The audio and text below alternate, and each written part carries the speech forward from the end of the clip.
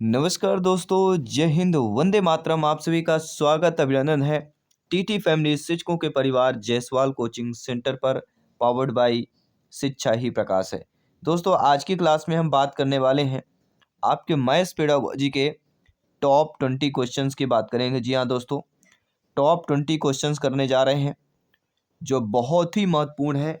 अभी तक जितना हमने 2-3 साल में देखा है, ये प्रश्न अवश्य पूछे गए हैं। तो ये सेलेक्टेड प्रश्न है जो आपके प्रीवियस ईयर के पेपर के प्रश्न को सेलेक्ट किया गया है, टॉप 20 प्रश्न तैयार किया गया है। तो चलिए देर न करती है, शुरुआत करते हैं। बाकी सभी क्लासेस चल रही हैं जिसका आई बटन पे यहाँ पे आपको ऑलरेडी लिंक दे दिया गया होगा, आप लोग देख सकते हैं। बाकी चैनल को विजिट कीजिए, प्लेलिस्ट चेक कीजिए, अपने प्रिपरेशन को बेहतर कीजिए। पहला प्रश्न देख लेते हैं। रेखागणित हेतु जो है निम्नांकित में से सर्वाधिक प्रमुख विधि कौन सी होती है? निगमन विधि, आगमन विधि, खोज विधि या व्याख्यान विधि होती है। तो ये दोस्तों, रेखा गणित हेतु इनमें से जो सर्वाधिक प्रमुख विधि हमारी मानी जाती है वह हमारी मानी जाती है आगमन विधि। कौन सी विधि मानी जाती है रेखा गणित के लिए? आगमन विधि। और आगमन विधि का जो होता है नियम, उदाहरण से लेके नियम की ओर शिक्षण सूत्र का पालन होता है। तो रेखा गणित हेतु सर्वाधिक प्रमुख विधि हमारी आगमन विधि हो जाएगी। ठीक है, सेकंड ऑप्शन यहाँ पे सही हो जाएगा। इसके बाद हम बात करते हैं आपके दूसरे प्रश्न की। दूसरा प्रश्न यहाँ पे क्या पूछा जा रहा है? प्रश्न दिया गया है कि 10 गीतिका नामक गणितीय ग्रंथ की रचना किसने की थी? ब्रह्मगुप्त ने, वराहमिहिर ने, आर्यभट्ट ने या रामानुजन ने की थी? जी हाँ, आपका एक कमेंट फीडबैक सर्वोपरि है, सर्वोपरि सर्वमान्य है और एग्जाम को फतेह करना है। आपका सिलेक्शन 101% पक्का है, क्योंकि यहाँ पे आप लोग प्रिपरेशन को बेहतर कर रहे हैं, तैयारी को जोरदार से लगे हुए हैं। तो मैथ्स पेडागोजी के टॉप 20 में से दूसरा प्रश्न है, 10 गीतिका नामक गणितीय ग्रंथ की रचना किसने की थी? तो आपके आर्यभट्ट ने की थी। प्रश्न आएगा, देखिए 10 गीतिका का जो संबंध है, 10 गीतिका नाम गणितीय जो ग्रंथ से संबंध हो जाता है वह आपके किससे है? आपके आर्यभट्ट से। तो यहाँ पे हमें सी ऑप्शन को चूज कर लेना है। कोई भी डाउट हो बेफिक्र आप लोग कमेंट कर सकते हैं। आपका एक कमेंट फीडबैक सर्वोपरि है, सम्मान है। दूसरे प्रश्न के साथ अब हम बात करेंगे आपके तीसरे प्रश्न की। तीसरा प्रश्न दिया गया है, ज्यामिति की समस्याओं का हल ज्ञात करने के लिए निम्नलिखित विधि का प्रयोग अध्यापक को करना चाहिए। आप सभी लोग भावी अध्यापक अध्यापिकाएं हैं, शिक्षा बंधु हैं, तो आप ये बताइए, अगर आप बच्चों में, बालक बालिकाओं में ज्यामिति की समस्याओं को हल का ज्ञात करने के लिए आप जिस विधि का प्रयोग करेंगे वह विधि विश्लेषण विधि है, आगमन विधि है, व्याख्यान विधि है या निगमन विधि है। तो ये समझ लीजिए, ज्यामितीय समस्याओं को हल करने के लिए जो विधि में उपयोग में लाई जाती है अध्यापक द्वारा, वह हमारी विश्लेषण विधि होती है। जब भी ज्यामितीय की समस्या का हल ज्ञात करना होगा तो अध्यापक अध्यापिकाएं विश्लेषण विधि का प्रयोग करेंगे। पहला ऑप्शन यहाँ पे सही हो जाएगा। इसी के साथ ही आपका अगला प्रश्न है, अपेक्षित व्यवहारगत परिवर्तन में क्या निहित होता है? शैक्षिक उद्देश्य, प्राप्त उद्देश्य, सामान्य उद्देश्य या इनमें से कोई नहीं? सभी कमेंट कीजिएगा। तो दोस्तों, अपेक्षित व्यवहारगत परिवर्तन में जो आपका निहित होता है वह आपका होता है प्राप्त उद्देश्य। क्या वो निहित होता है? अपेक्षित व्यवहारगत परिवर्तन में प्राप्त उद्देश्य निहित होता है। सेकंड ऑप्शन यहाँ पे सही कर लेना है। कोई भी डाउट हो बेफिक्र आप लोग कमेंट कर सकते हैं। आपका एक कमेंट फीडबैक सर्वोपरि है, जायसवाल सर अभिनंदन, स्वागत करते हैं। पांचवा प्रश्न है, शिक्षण के समान उद्देश्य होते हैं, दूरगामी होते हैं, दूरगामी नहीं होते हैं, पाठ योजना में प्राप्त नहीं किए जा सकते हैं या मानव व्यवहार में नहीं झलकते हैं? सभी कमेंट कीजिएगा। टॉप 20 क्वेश्चंस में आपका फीडबैक क्या है आपको कमेंट में अवश्य करना है, इसलिए प्रत्येक प्रश्न का फीडबैक अवश्य कीजिए। तो शिक्षण के समान उद्देश्य कैसे होते हैं? दूरगामी होते हैं। जी हाँ दोस्तों, शिक्षण के जो समान उद्देश्य होते हैं किस प्रकार होते हैं? आपके दूरगामी होते हैं। पहला ऑप्शन यहाँ पे सही कर लेना है।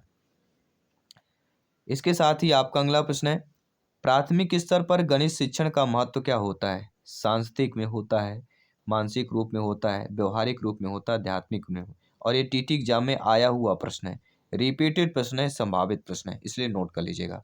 तो दोस्तों, प्राथमिक स्तर पर गणित शिक्षण का जो महत्व होता है वह क्या होता है, व्यवहारिक रूप में होता है।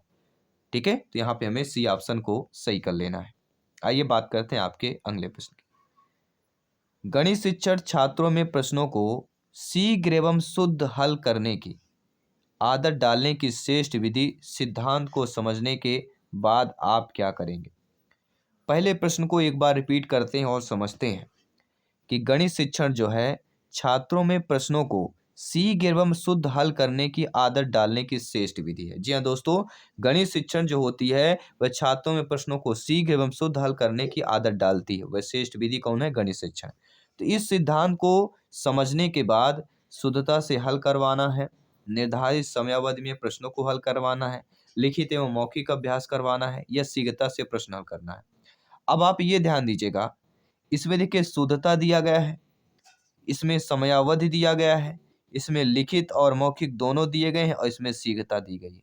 तो शीघ्रता से प्रश्न हल करवाना ये तो कतई नहीं हो सकता। गणित शिक्षण में शीघ्र एवं शुद्ध हल करने की आदत डालना है तो सर्वप्रथम क्या करना होगा, लिखित एवं मौखिक अभ्यास करना होगा। देखिए किसी भी ऑप्शन में अभ्यास नहीं दिया गया, जो कि अभ्यास मैथ्स में गणित में बहुत इंपॉर्टेंट है।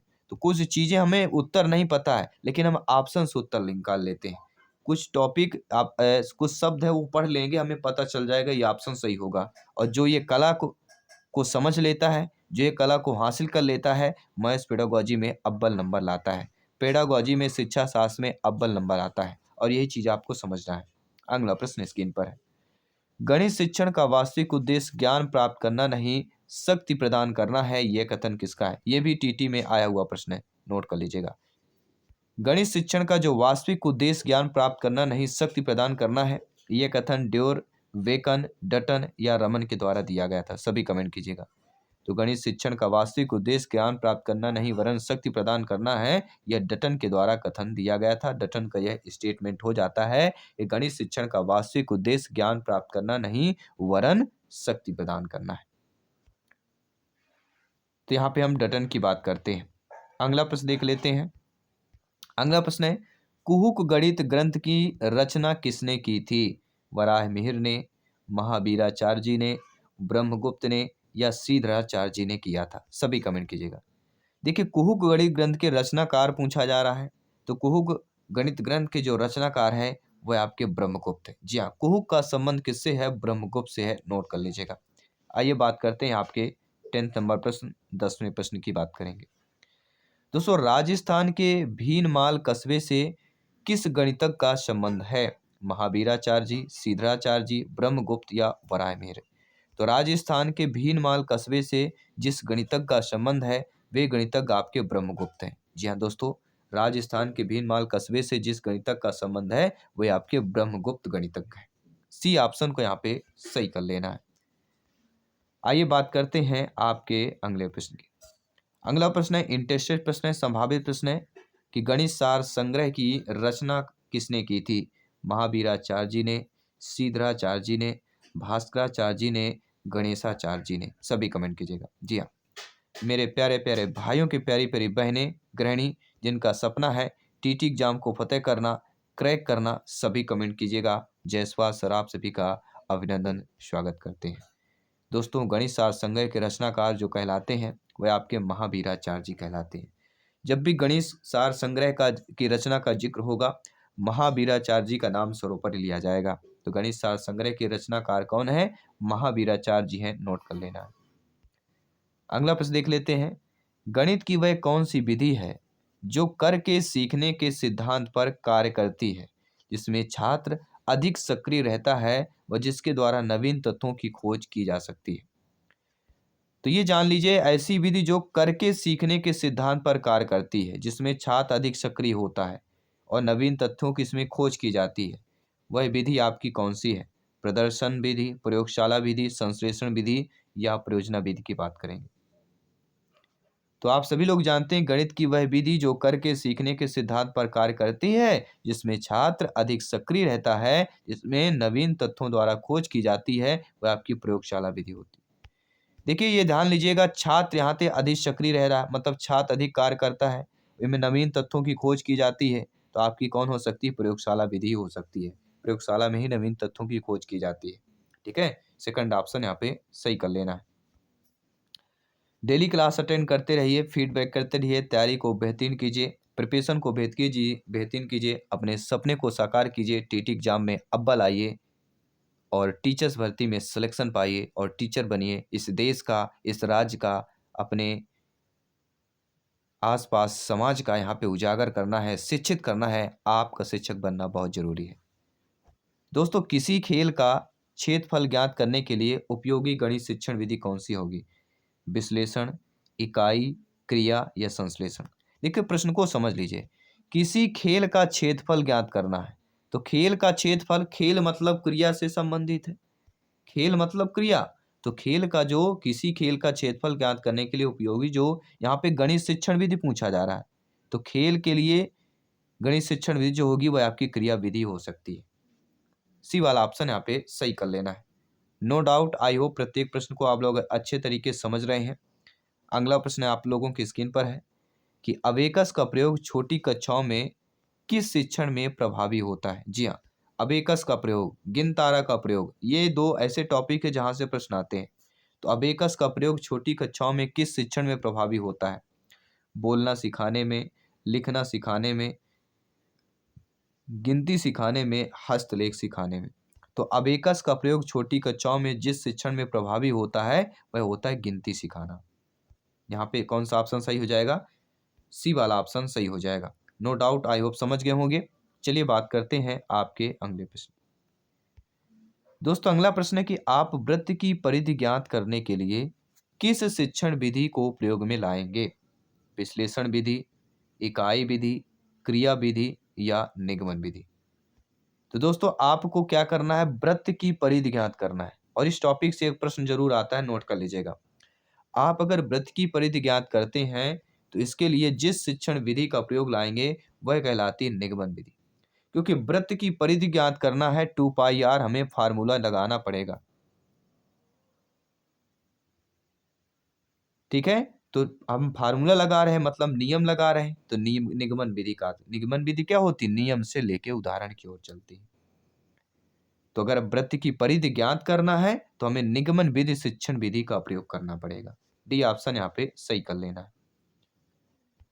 अगला प्रश्न है, पर्यवेक्षित स्वाध्याय विधि का गुण क्या होता है? जी हाँ, पर्यवेक्षित स्वाध्याय विधि का जो गुण होता है, क्या व्यक्तिगत क्रियाओं विधि का गुण होता है, पिछड़े बालकों को शिक्षा उपयुक्त ढंग से देना, छात्रों की पाठ वस्तु का गहनता से विकास करना, या उपरोक्त सभी? तो पर्यवेक्षित स्वाध्याय विधि का जो गुण कहला जाता है वह व्यक्तिगत क्रियाएं विधि भी कहलाती हैं, पिछड़े बालकों को शिक्षा उपयुक्त ढंग से देना भी होता है, और छात्रों की पाठ पुस्तक का गहनता से विकास भी करना होता है। तो उपरोक्त जो सभी ऑप्शन दिया गया है वह हमारा सही हो जाएगा। तो पर्यवेक्षित स्वाध्याय की विधि के गुण ये तीनों गुण हो जाएंगे। तो उपरोक्त सभी वाला ऑप्शन यहाँ पे हमें सही कर लेना। अगला, रेखा गणित का जो संबंध होता है वह संख्याओं से होता है, प्रसार व विस्तार से होता है, अंकों से होता है, या प्रतीक चिन्हों से होता है? सभी कमेंट कीजिएगा। आपका एक एक कमेंट फीडबैक सर्वोपरि है, सम्मान है। कमेंट बॉक्स खुला हुआ है, कमेंट बॉक्स ओपन है, फटाफट कमेंट कीजिए।